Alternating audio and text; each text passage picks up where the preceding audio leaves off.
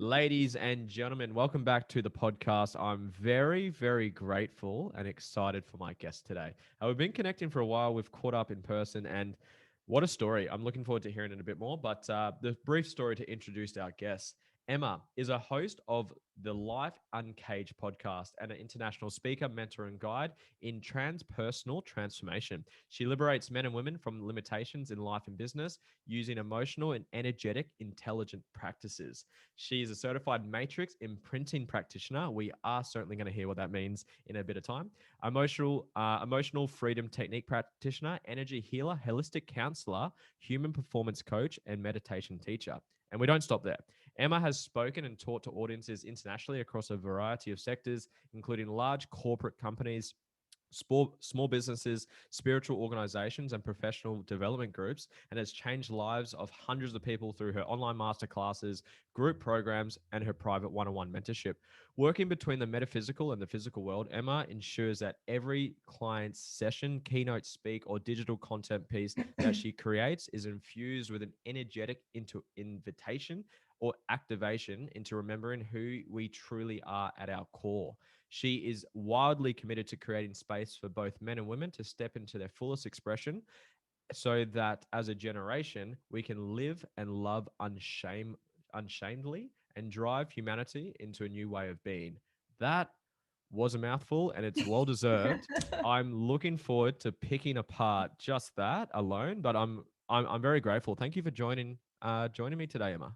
Yeah, thank you so much for asking me. I'm excited because obviously we've spoken quite a lot. So this is really exciting to dive deep into this type of content. When I get guests on that I'm confident that we can pitch and catch with, it's normally a good time. So Mhm. I'm pretty confident this is going to be pretty fun. So, I would love to hear your story. I don't know your story. We caught up and you gave me, I guess, a snippet of it. But I'd love for you to share with everyone, I guess, your story, who you are, and how you Mhm. came to be the woman you are today. Beautiful, loaded question. I think one thing that's really interesting about this question that I've been doing a lot of like self-reflection on is actually how a lot of coaches, a lot of teachers, a lot of people in the personal development space are taught that we need to have a story in order to sell what we sell and show up in business. And it's really interesting because the further along in my career I go, the less important my story is and more the wisdom that I've attained from those experiences. So that's something that I kind of am in the process of at the moment. But long story short, I grew up in England. I was born into a very spiritual family. My dad's an energy healer. My granddad is an energy healer. My mum is psychic. So ever since I can remember, I've always been in and amongst meditation and crystals and healing. And I was very psychically strong from a young age. So when I was a child, I couldn't really control or center myself when it came to my psychic abilities. So that was quite overwhelming. And I kind of naturally developed a bit of social anxiety because it's to be so young and so strongly psychic, it's a lot of information you're absorbing and not really knowing what to do with it. So school wasn't a very good time for me. I had a lot of social anxiety. I developed a binge eating habit. I was just very insecure. I felt like I couldn't use my voice. There was just this whole season of suppression for me, really. And then leading on, like how I got into the space is I've obviously always been around energy practices because of my dad and my granddad. And I've had energy psychology coaching sessions prior to the certification, but I just felt really, really inspired to actually certify as an energy psychologist. And so that was my kind of gateway into becoming a coach and actually working in personal development. And so that was the emotional freedom technique and the matrix re-imprinting, which I think you'll probably ask me about. And so I kind of, through those certifications, I also certified as an energy healer and as a meditation teacher, holistic counselor. All of those certifications really offered me this beautiful psychological foundation, which I believe was almost the foundation for my spiritual awakening. And this is where shit gets really exciting. So again, kind of long story short, because there's a lot of moving parts to it, but I was in a long-term relationship for about 4 years, and it was a beautiful soul love relationship. But there were a couple of things that weren't in the relationship that I feel are absolutely necessary for an intimate relationship. And it was all around sexuality and intimacy. And it was bringing up a lot of these deeply suppressed wounds of rejection and feeling unwanted and feeling abandoned. And basically that was the catalyst for my spiritual awakening. So I went to go and see an energy healer, and I said, look, I've actually developed PCOS, which is polycystic ovary syndrome. And I said, this is what's going on in my relationship. There's not much intimacy. There's, the sexual relationship and the passion, it's just not there. It's something that I really desire. It's something very important to me. And I think it's developed as polycystic ovary syndrome, because any illness or physical ailment you get, which is connected with the reproductive system, is connected with your feminine energy and a block in your feminine energy, as well as other particular emotions that kind of block those energy centers. And so this healer, this is actually something that I don't talk about very often, but I feel like I kind of want to go into it because I think you'll enjoy it. So I had a session with this healer. It was a 90-minute session, and it was just talking, and he was just unpacking everything. And he said to me, he was like, Emma, I don't do this with many people, but I feel like you're ready for it. He was like, I want you to come back in 2 days, 90 minutes, and we're just going to do a healing. And I was like, okay, cool. So a couple of days later, I came back. Now, at the time, I didn't understand what the healing process was, but now I have the understanding that he actually performed an energy orgasm on me. And what an energy orgasm essentially is where you move your prana, your life force energy, your chi, from your root center all the way through to your crown chakra, and then all the way back down again, which also is essentially what an orgasm is. And we can dive into that. So what happened when I left the room that day was absolutely, can I swear on this? Absolutely. It was absolutely fucking insane. I literally got up from that table and I felt like I'd just like popped a psychedelic. Like life was just so fucking different. Like everything was vibrating, like I was so connected, everything was vibrant, everything, like I was just feeling all of this like love frequency. It was just insane. And what happened is a couple of days before that, I got let go of my job. So I ended up having like this 6-week period of just going into nature every single day and just being with this energy that I was feeling. It was like nothing you can even explain in the human language. It's unbelievable. And then after that 6 weeks of complete bliss, then the dark night of the soul kicked in, which I'm sure you've heard about. So the dark night of the soul is a very common term used in spiritual awakenings, where you really basically, all of your deeply suppressed wounds and traumas are unearthed, and they will just all come up, and you're just really feeling the immensity and the intensity of all of your biggest fears. So that went on for about 1.5 years. Through that process, I just spent so much time in self-inquiry, in meditation and contemplation. I was journaling. It was just the biggest form of self-discovery for me. And, simultaneously, I was working alongside coaching clients.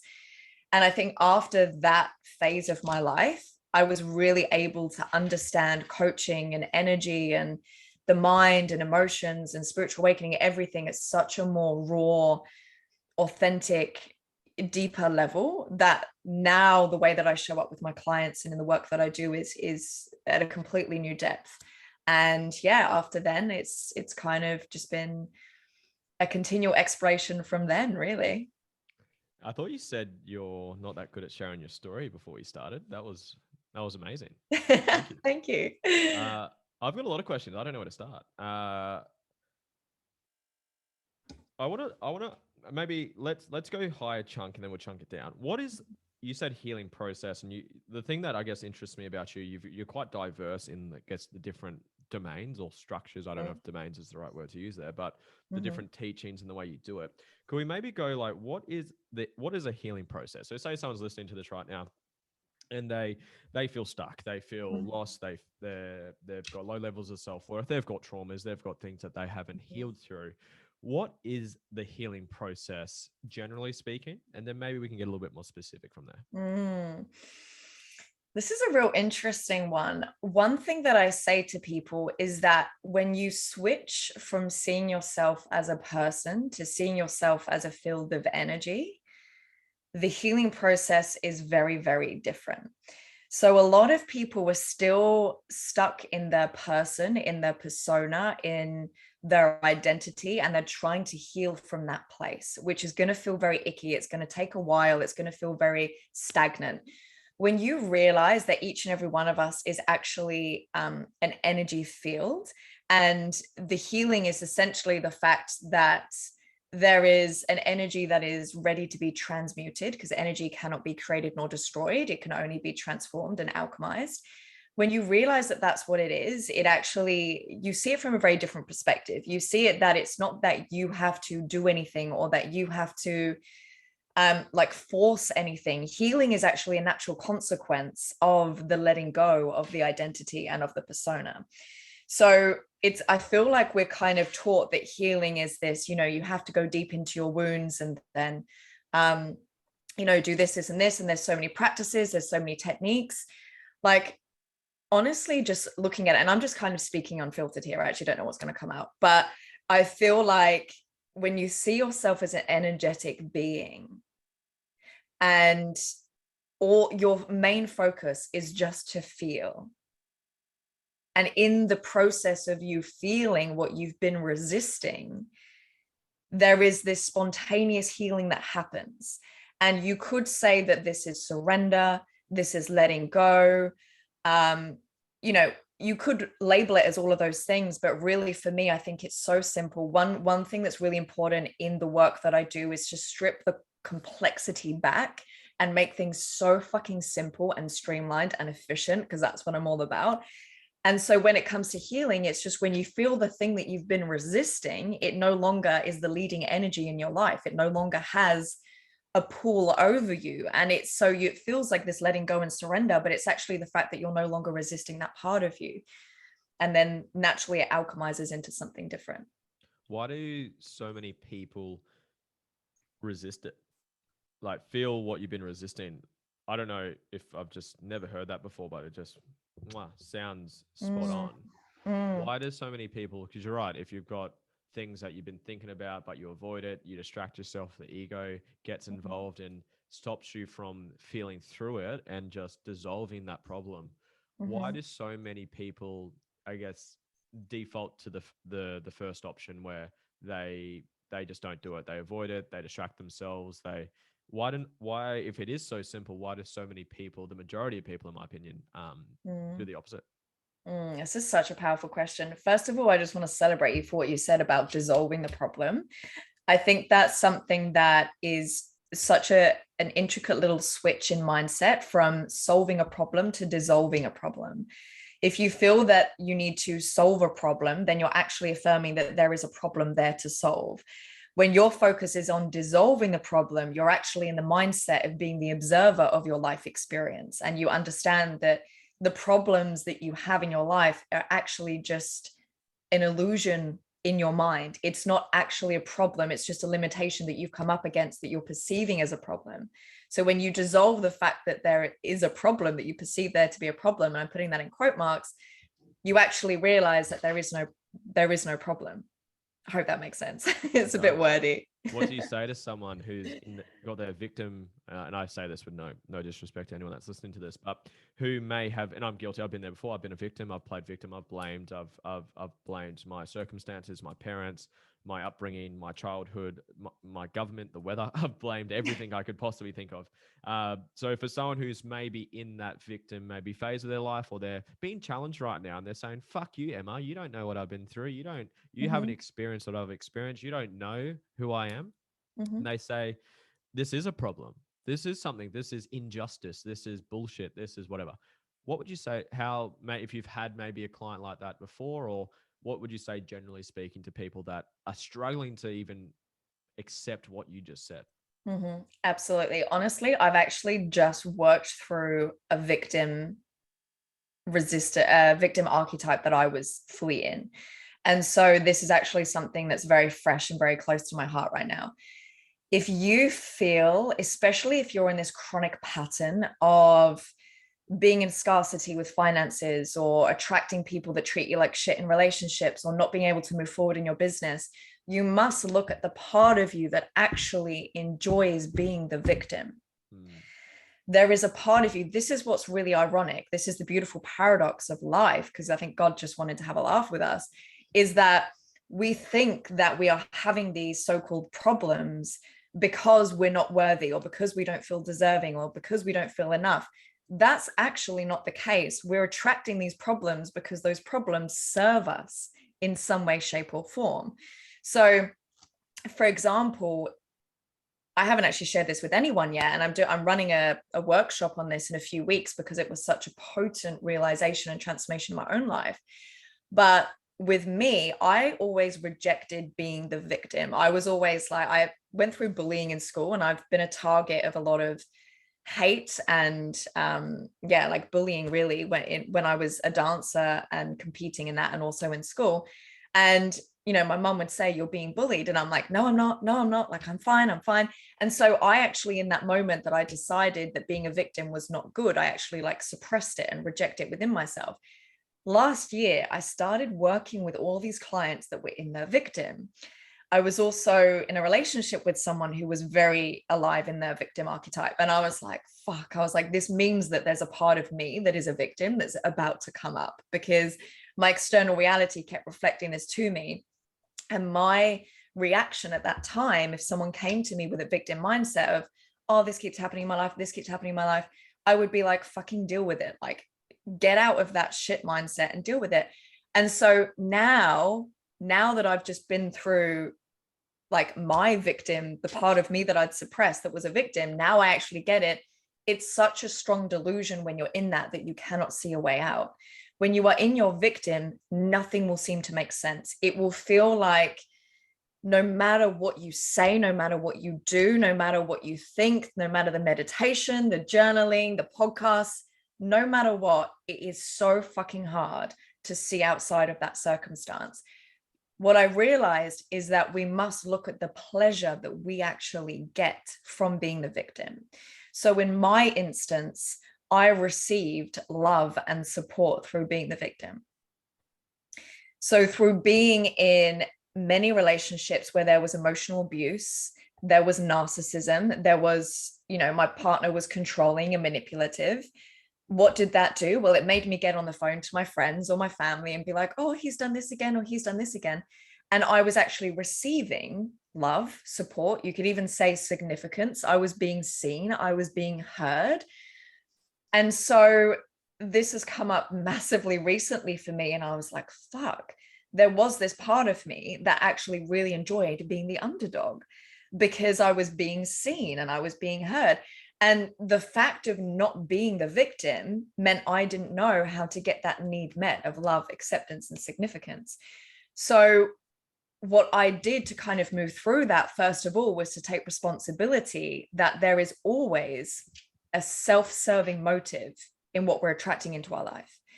So even if life appears to be shit for you, there is actually a reason you're attracting it. It feels safer to have less money because it feels safer to have less responsibility. It feels safer to be single because maybe being intimate with someone will really bring up your wounds of being seen for who you truly are. So even though you're complaining and you're like, I really want to find a partner and I just can't find anyone, you need to check in with yourself. How does it serve you to be single? How is your unconscious patterning running the show and being the leading energy and actually protecting you from pain by giving you these circumstances that feel like shit, but they're actually serving you because they're protecting you from something, from fear, from hurt, from wounding. So when we can actually have the courage to dive deep into that and then to fully feel all of the fear which is embedded in that thing that we're resisting, then this is where the alchemy happens and the spontaneous healing. Let's do some role play. I'm a victim right now. And I am blaming my let's use relationship. You use that a couple examples in there, and it's like I can't find anyone. All girls are shit, and there's no good ones left anymore, and I can't do it. What would be the steps, or even because I don't believe that I guess healing or growth is cookie cutter for people. I think everyone has their own experiences, their own beliefs, and their own ways of healing and growing. But what are maybe some practices that someone who's listening to this, who's open-minded enough to start to do the deeper work and the exploration within themselves, what are some practices that someone could do? Whether you've mentioned some things I've just talked, you've mentioned journaling, you've mentioned meditation, you've mentioned obviously you've done work with a coach or a healer yourself, courses, programs, books. Like, what is it that you would suggest for the person listening right now who has healing to be done, which is everyone has healing to be done, but whether they're just not conscious of how do I get started? How would you get started for maybe a freshie who wants to start some healing? I think the fact that you mentioned working with a coach or a healer is such an important piece of the process, because the thing about working with a coach or healer is you're able to be witnessed in complete non-judgmental presence. Now, the reason that so many of us have suppressed wounds and trauma is because as children, we weren't encouraged and welcomed and nurtured for exactly who we were. We were told what to do, who to be, what was right and wrong, what was good and bad. And so we don't know how to fully be ourselves without not being told otherwise. So when you can sit in front of someone and they can witness you fully as you are, in all of your shame, in all of your fear, in all of your rage, in all of your beauty, in all of your greatness, your genius, when someone can witness you in all that you are, there is this magical healing that takes place, because that's actually what we desired as children, was to just simply be witnessed for who we were and to not be molded and shaped. So for me, the most empowering part of my own journey has been working with a coach. I work with a coach weekly for that reason. Now, here's the thing. When I first started off in my personal development journey, I actually did a lot of self-work, and I was really preaching self-work because I had the level of self-awareness to be able to go in and do that. The thing with me, I don't know if you're familiar with human design. No, I'm not. So for anyone listening, one of the most powerful ways that you can align with your purpose, with your mission here, with your soul essence and energetic blueprint, is to know your human design.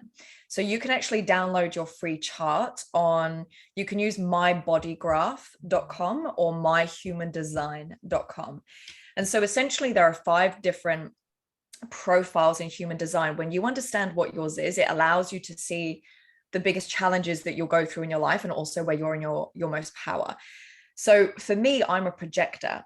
So I have the ability to see other people exactly as they are in a way that they can't see themselves.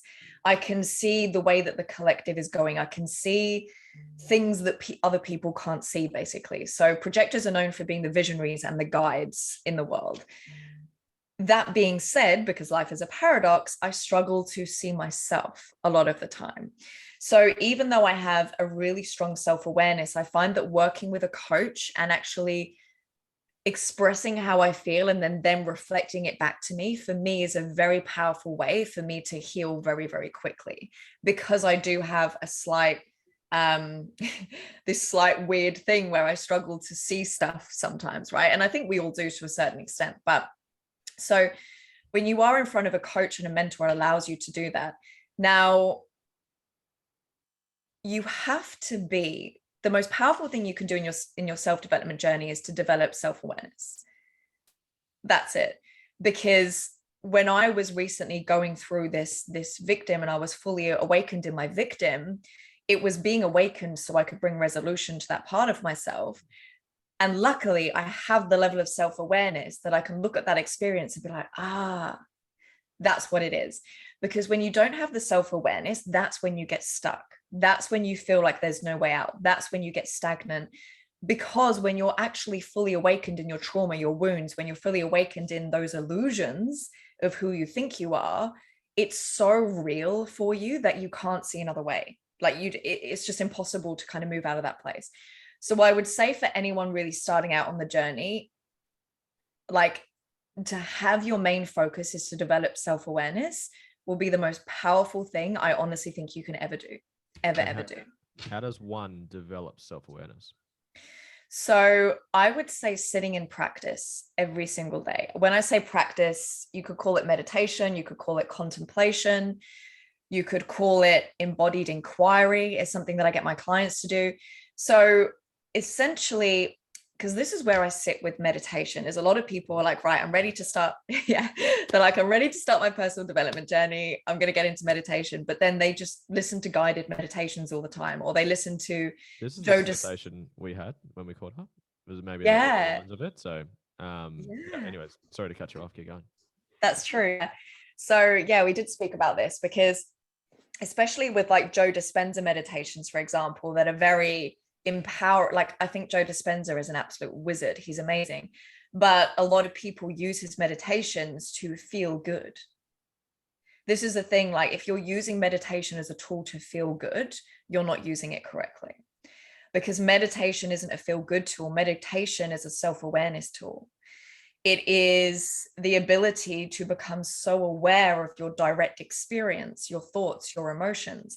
So when you can sit every single day in practice and you can just take a moment, so don't do a guided meditation, just sit there and just be the witness of everything that's going on for you right now without judgment, without resistance, without attachment, and without needing to change it.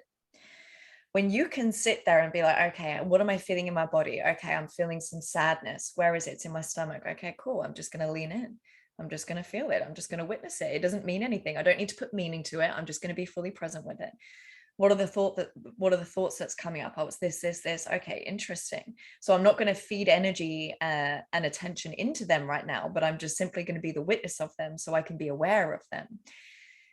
This is like, this type of practice is like guru Buddha level fucking shit, right? This is like, and this is the thing, is you could spend years and years, and I'm not, guided meditation has its place. It's very good for people, just getting into it. But if you can actually work up the resilience to be able to do it yourself without someone guiding you to do it, you're going to feel much more in your power.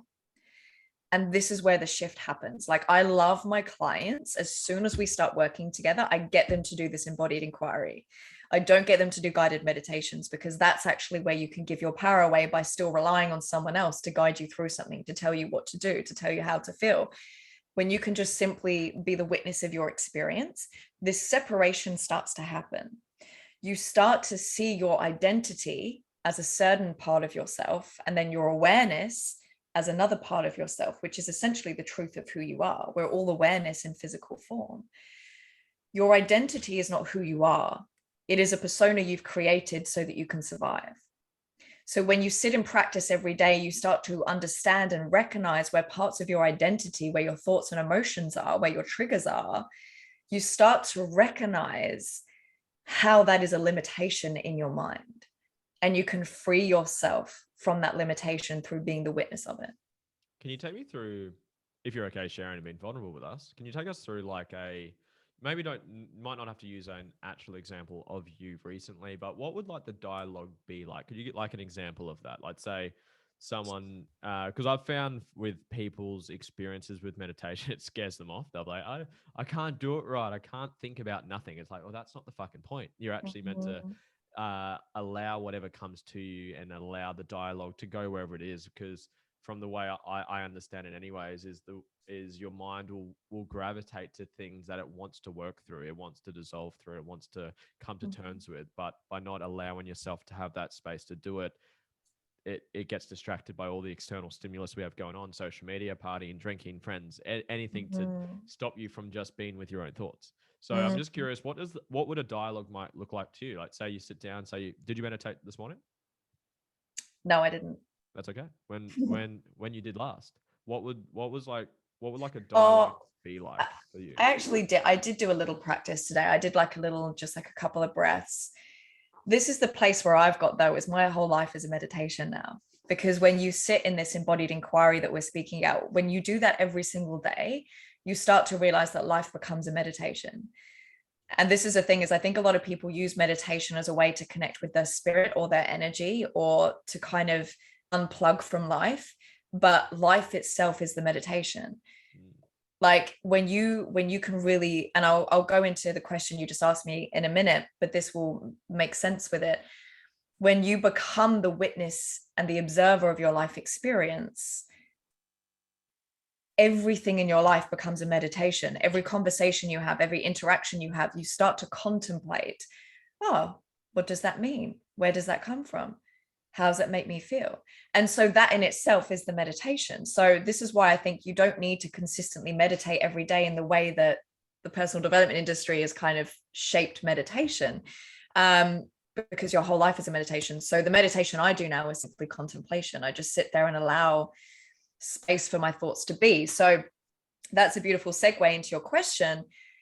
Even asking what the dialogue would look like is almost a way to try and have control over the experience unconsciously.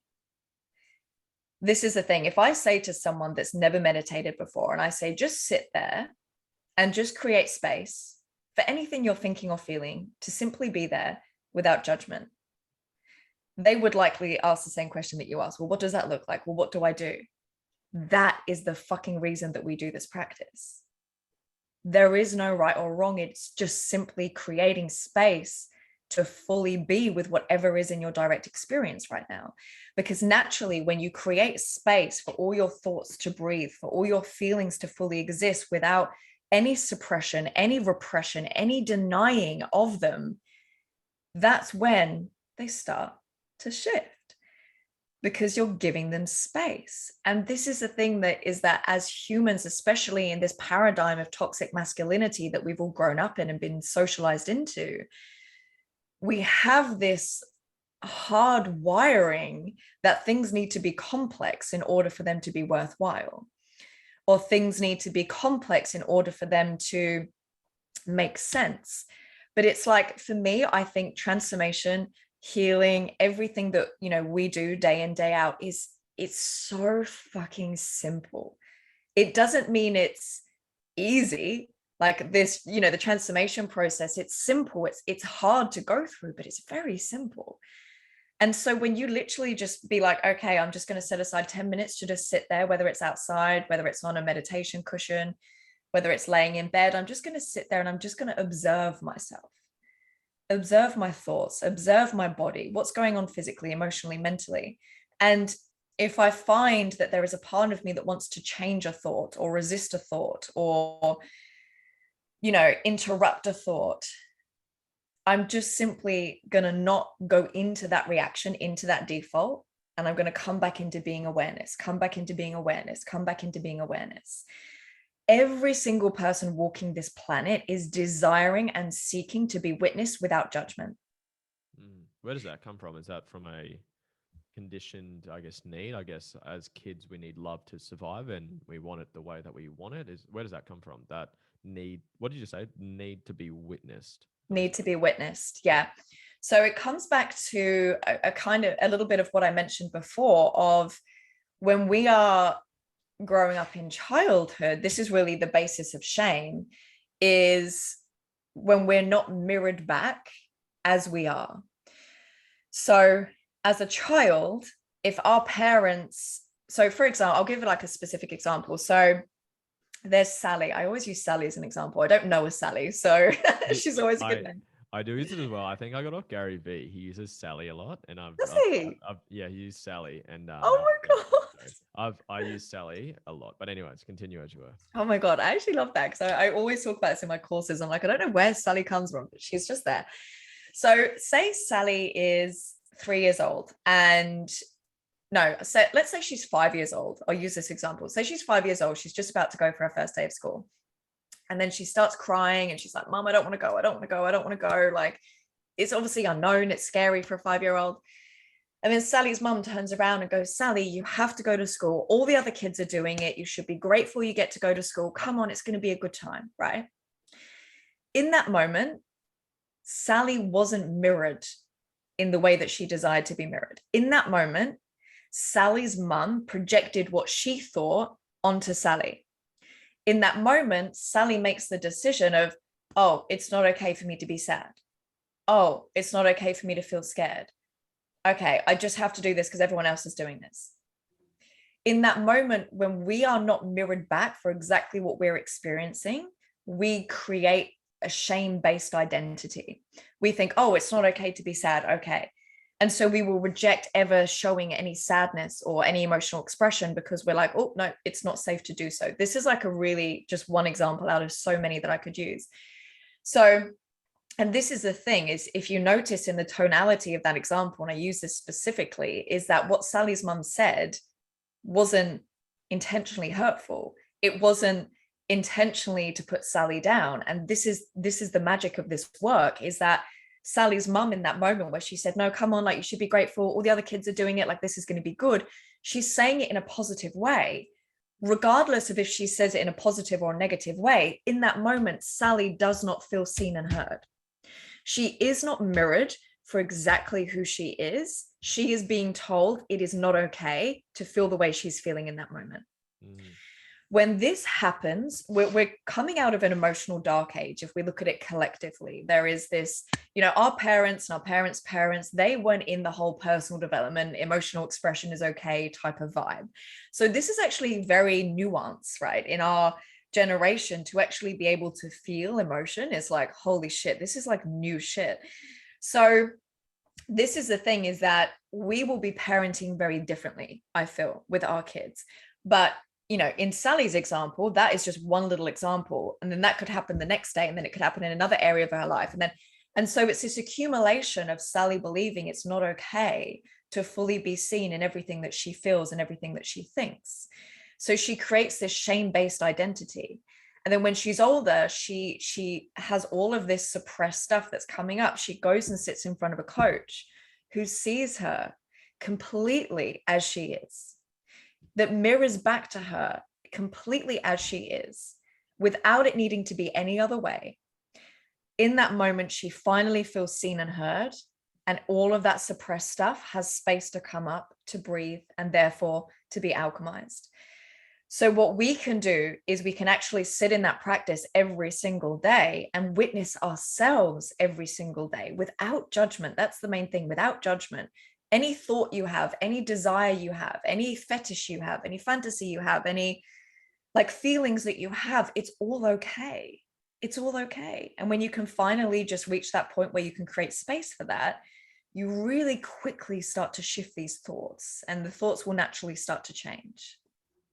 I've got about 10 questions, but we'll be here for 5 hours. But one I would like to, even as I read your introduced you, there was a line that really resonated with me. I think it's maybe a similar in purposes with us of what it is that we're here to do.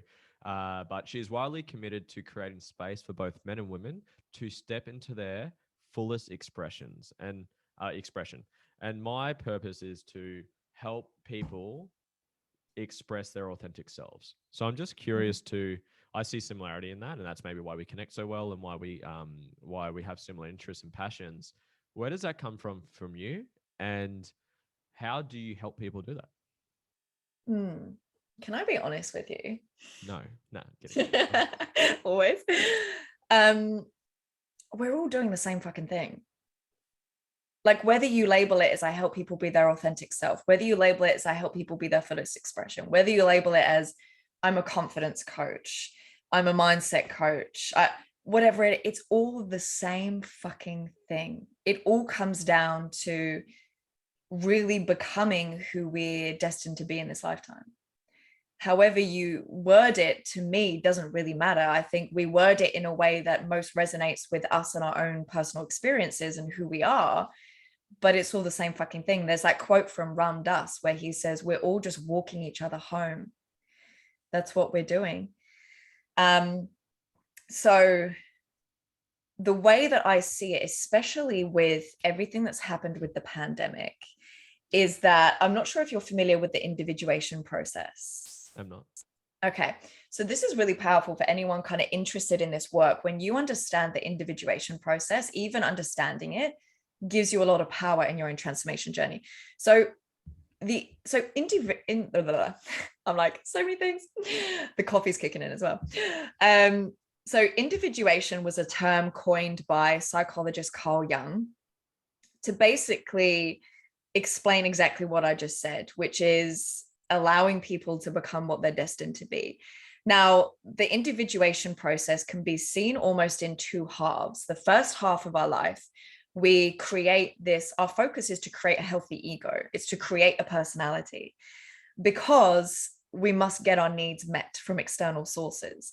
So this might sound like a bit of a tangent, but trust me, I'll wrap it up. So when we're born, we're actually relationally dependent beings. When we're babies, we need other people in order for us to survive. We need safety, we need security, we need love, we need affection, we need support, we need food, all of those things. And we cannot fend for ourselves as babies. So we actually rely on relationships for our survival. This is why, by the way, that we care so much what other people think of us, but that could be for another conversation. So the first half of our life is almost like creating this identity, which is based off getting our basic psychological human needs met by the external world. What happens then is we reach this point, and not everyone, but I think a lot of people reach this point of the individuation process where it starts to begin, where we start to turn inwards and we're like, hang on a minute, who am I independently from my parents? Who am I independently from my peers, from the culture, from the society that I live in, from the environment? Who actually am I independently from all of those things? And this is where we start the individuation process, where we start to discover who we are beyond just our personality that we've created, beyond the family system that we were born into, or the culture, the geographic location, the ethnicity we were born into. And we start to get very, very curious about our creative potential. And that is essentially the individuation process. Now, some people, I believe, are born into this life more highly individuated than others. And this is going quite esoteric, but it's on point with this subject, is that if you think about alternate lifetimes, so a lot of people label this as past lifetimes. There technically is no past, present, and future. It's all happening at the same time. But there may be alternate timelines where you've lived many alternate timelines. And so in this life, you might be an old soul, which is what they call it, almost like a wise soul. And so you come in being able to see life already from a slightly different perspective. And I feel like this is what happened with me, because ever since I was young, like I said to you, I had very strong psychic abilities. I was able to see things that other people weren't. I was able to have this crazy level of self-awareness for my age, that people would talk to me and they'd think I was a lot older, and I was only like this 12-year-old little girl, and I'd be like, oh. But I was able to have this perspective on life that was a lot more highly self-aware than you would say, the general consensus. And so for me, the individuation process has been easy in terms of my self-awareness was already there to kind of kickstart the process. What's happened in the last 2 years, I believe, with the pandemic is the pandemic was a huge catalyst for a collective individuation process. It sounds weird saying collective individuation, because obviously it's collective and then individual, but I think what's happened is we're all currently going through this individuation process together, collectively. We're starting to question the status quo. We're starting to question what they call the hive mind, which is these cultural or societal philosophies or perspectives, which a lot of us subscribe to because we're obviously born into the culture. But it's like now we're questioning, like, is this my truth? Is this actually what I align with? Even when it comes to your life's purpose, your life's mission, you might have been working towards something. You might have been in a career or a job or whatever, and you're working towards it. And you're like, this is my version of success. And I'm excited to do this. And I'm excited to do this. And then maybe during the pandemic, you lost your job, or, things just, the company went under, or these things started to shift. And now you're like, oh, now I'm actually inquiring, what is my purpose? What truly lights me up? And so we're seeing this shift from the consensus following this one version of success, this one version of what it means to be powerful and successful and significant, what it means to be a man, what it means to be a woman. And we're going through this individuation process of, hang on a minute, what's true for me though? Despite what anyone else tells me, despite what anyone else thinks, what is true for me? What feels good for me? What is most in alignment with me? And this is where we start to really tap into our power and align with our true purpose, is when we go through this individuation process. I can't remember the original question, but we went there. It was along the lines of where does your it'll probably transform into a different question. I use the term destined to be. Can you shed light on what you mean by that? Because is that a um, from the moment you're on this earth, there's a predestined destiny, or is there moments in time that change, but that was meant to happen? It's like maybe that is very sort of like big picture sort of Yeah. philosophical beliefs maybe here. But is there, yeah, could you maybe just shed light on maybe your beliefs around it? Oh my God, this is such a good question. I've got like vibes running through my body. This is such a good question. Um, I think the why this is such a good question as well is because I like to bring a lot of relief to people, because I think a lot of people are really suffering in terms of finding their purpose, in terms of actualizing, what they think their destiny is, in terms of being a success in this lifetime. And so I like to give relief to people through exploring these types of questions.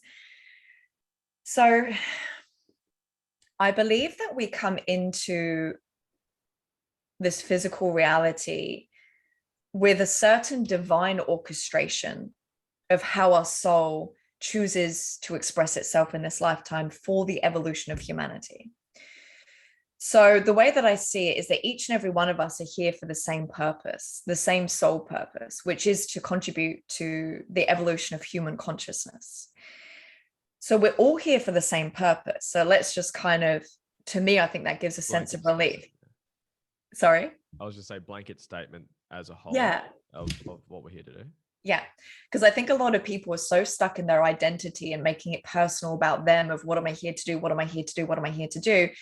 That we forget that we're actually all humans come from the same energetic fabric. Like we're all here for the same fucking reason. So let's just be honest and transparent about that. We've all incarnated here to contribute to the evolution of human consciousness and humanity in itself. Now, how we choose to individually express that purpose, I believe, is where our soul essence comes through, and our personal experiences, genetic gifts, talents, blessings, memories, things like that. That's where we really get to shape how we choose to contribute to the evolution of human consciousness. So I believe that there are parts of our life that are predestined. I believe that there are certain soul contracts that are made with other souls of, okay, in an alternate lifetime, I experienced, I'm just thinking there's so much I could go into with this. In order for us to experience and fully understand something, we must be immersed in its opposite. So say, for example, in an alternate lifetime, I wanted to know what it was like to experience true love, unconditional love. So I incarnated into a physical reality where I was abandoned by my mum and my dad. So I could experience what it's like to not have unconditional love. So that through my own journey, my own human experience, I can understand the opposite, because we can't understand something without also knowing its opposite. Like, how can we know joy without knowing sadness? How can we know connection without knowing separation or loneliness? It's the same feeling, it's just on different ends of the spectrum. And so you'll find that a lot of people will experience both ends of the spectrums in order to understand its opposite. Does that make sense? It does. So I believe that there are certain things that are predestined before we incarnate into the physical reality that allow us to explore the perspective that will contribute to the evolution of human consciousness. So that's kind of predestined, and there will be certain soul contracts that we create with people to journey at certain times in our life to reflect back to us what we need to learn about that particular perspective. I also believe that I do believe that we are almost like born in as this energetic blueprint. The fact that you are called Lewis Huxtep, the fact that you were born on the day that you were born on, and you were born into the family you were born on, and everything, you can look at it from the finite detail of your numerology, your birthday that adds up to your life path number, and your life path number will say what your purpose is, and all of this stuff. Like, everything is so divinely, intricately orchestrated so that your soul can truly live out its predestined destiny in this lifetime. I do also feel that as humans, we have free will. And with free will, with the ability, the freedom of choice, we can also direct our life experience through the choices that we make in this physical reality. So I believe when it comes to your purpose, when it comes to your mission, when it comes to your destiny, it's a complete co-collaboration between your non-physical self and your physical self. There are certain things that are predestined, but can you imagine if everything was predestined? What's the fucking point in being a human, right? We need that element of unknown. We need that element of, okay, let's just incarnate. Let's incarnate this soul into Lewis's body and just see what he does with it. Let's see the choices that he makes and the decisions that he makes and the action that he takes. Like, let's see how he shapes his destiny. And it's kind of like the way that I see it is it's this constant communication between your non-physical self to your physical self. And there's your physical self, you take action, which communicates to your non-physical self, this is what I want to do. So it's just this constant co-collaboration. And I think that just in that knowing, it kind of gives us a lot of power as humans, that it's not all up to spirit, it's not all up to God. Like, we have to make shit happen here. Like, whatever the fuck we want to do here, like, we can do it. And also to know that sometimes we might take action and it might feel very heavy and it might feel very weighted, and it could be because we're trying to take action from what our ego wants, from what our identity wants, and not from what our non-physical self is feeding us through inspiration, through creativity, through ideas. So that's where this self-awareness piece really comes in, so that we can really have this beautiful co-collaboration happening between these two aspects of ourselves. What a fucking answer. What an answer. How do I go from there?